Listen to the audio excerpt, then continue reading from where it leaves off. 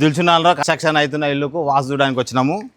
అయితే ఇది ఎక్కడ వాష్రూమ్లు పెట్టాలి, ఎక్కడ డోర్లు పెట్టాలి, ఏడ బ్రహ్మస్థానం ఎక్కడ ఉంది, ఇవన్నీ చెక్ చేసి వాళ్ళకు చెప్పడానికి వచ్చినాము. ఇప్పుడు ఇది పాజిటివ్ ఎనర్జీ ఉందా లేదా చూస్తున్నా.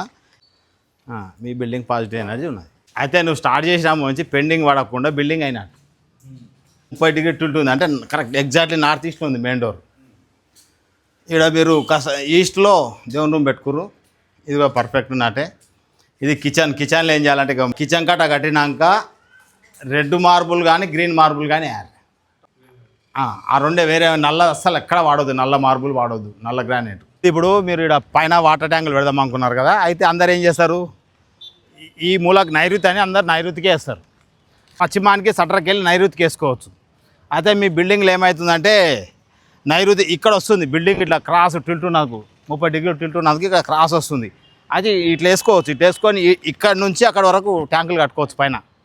ఇటు వేసుకొని అటు వేసుకోవద్దు, అది ఏంటంటే అదంటే వ్యాయామ మూల అవుతుంది. అది వ్యాయామ మూలలో వాటర్ ట్యాంకులు పెట్టొద్దు.